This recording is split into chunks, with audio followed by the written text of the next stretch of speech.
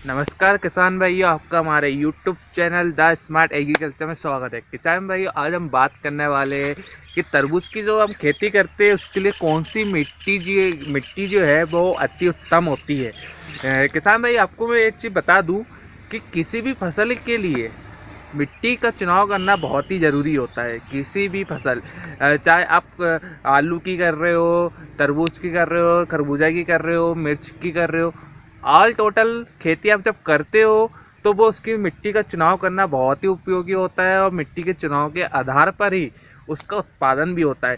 जैसे कि कोई फसल अगर रेतीली में अच्छी होती है, अगर आप उसको मोटे में लगाते हो तो उसका उत्पादन आपको कम देखने को मिलेगा। उसी प्रकार आप कोई फसल अगर काली मिट्टी में अच्छी होती है और आप उसे रेतीली मिट्टी में लगाते हो तो उसका उत्पादन आपको देखने को अलग मिलेगा। तो इसी प्रकार किसान भाइयों, मिट्टी का चुनाव करना बहुत ही ज़्यादा आवश्यक होता है किसी भी फसल के लिए। तो तरबूज की फसल में भी ऐसा ही है।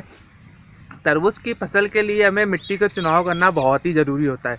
तरबूज वैसे तो हर मिट्टी में होता है, हर प्रकार की मिट्टी में हो जाता है। रेतीली मिट्टी, काली मिट्टी, दोमट मिट्टी, चिकनी मिट्टी, खारी मिट्टी, हर प्रकार की मिट्टी में तरबूज होता है। पर होता ही क्या है कि हर मिट्टी में इसका जो उत्पादन का जो होता है प्रतिशत, वो अलग अलग होता है। किसी में 15 टन, किसी में 20 टन, किसी में 30 टन, इस प्रकार से होता है।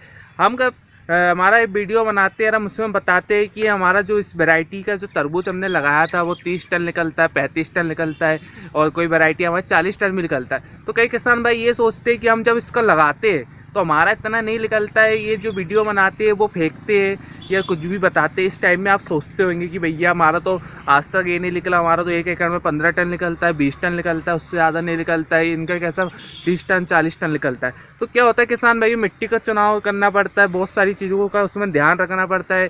अच्छी वैरायटी का भी चयन करना पड़ता है, अच्छी खादों का चयन करना पड़ता है। हर प्रकार से जब उसका चयन सही क्रम में होता है, जब उसका उत्पादन हमें 35 से 40 टन प्रति एकड़ देखने को मिलता है। तो उसी में एक टॉपिक होता है मिट्टी का चुनाव करना।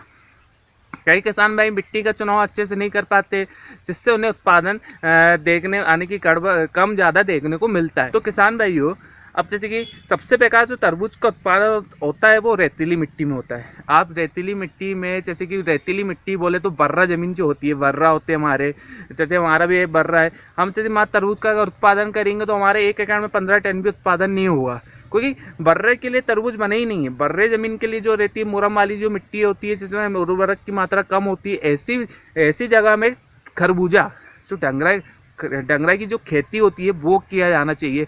हम बर्रा ज़मीन में खरबूजा की खेती करते हो। खरबूजा ऐसी चीज़ है जिसमें अगर आप थोड़ा सा कम पानी भी दोगे, थोड़ी सी कम उर्वरक भी है, तो उसमें उत्पादन बहुत अच्छा होता है। और कम पानी देने की वजह से, यानी मीडियम पानी अगर दोगे तो उसकी जो मिठास होती है वो बहुत ज़्यादा बढ़ती है। तो बर्रा ज़मीन जो होती है, रेतीली ज़मीन जो होती है, जो कम उर्वरक युक्त है, जिसमें ज़्यादा खाद मिट्टी नहीं है, आपको लगता है कि मेरी ज़मीन में ज़्यादा उत्पादन नहीं होता है, तो वो ऐसी ज़मीन पे खरबूजा की खेती करें। मैं सबसे पहले जो अच्छी मिट्टी होती है तरबूज के लिए सबसे अच्छी मिट्टी होती है जो खारी मिट्टी होती है। खारी मिट्टी का मतलब ये नहीं कि इसमें नमक ज़्यादा हो। खारी मिट्टी उसको बोला जाता है जिसमें उर्वरक की मात्रा अच्छी खासी होती है।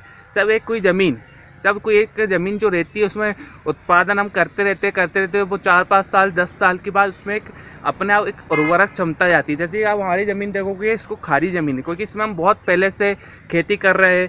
इसमें हर प्रकार की खाद की हम डालते हैं, गोबर खाद भी है, रासायनिक खाद भी है, जैविक खाद भी है, केचुआ खाद भी है। तो ऐसी ज़मीन जो होती है वो धीरे धीरे करके खारी ज़मीन बन जाती है, उसको हल्की सी काली टाइप में दिखने लगती है। इसमें क्या होता है कि जो जल धारण की क्षमता होती है वो भी अच्छी होती है, ना ज़्यादा होती है ना कम होती है। जैसे काली मिट्टी जो होती है उसमें जल धारण की क्षमता बहुत ज़्यादा होती है। एक बार आप उसमें पानी दोगे तो बहुत ज़्यादा दिनों तक वो ऐसा नहीं है। हमारी ये रेतीली मिट्टी में आती है, पर ये रेतीली भी नहीं है ना काली भी नहीं है, इसको बीच की मिट्टी बोला जाता है, जैसे खारी मिट्टी है।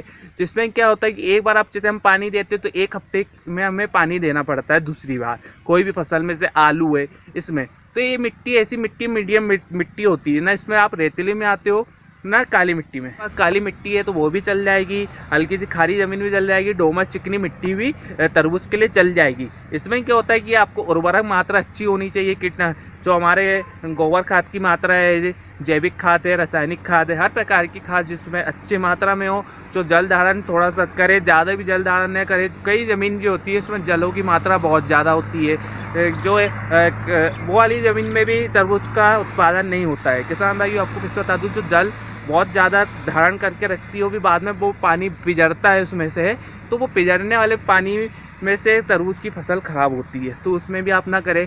इसके लिए सबसे बेस्ट ज़मीन होती है उर्वरक युक्त जो ज़मीन है, आप उसमें तरबूज की खेती करोगे तो आपको जो उत्पादन है वो अवश्य 35 टन देखने को मिलेगा।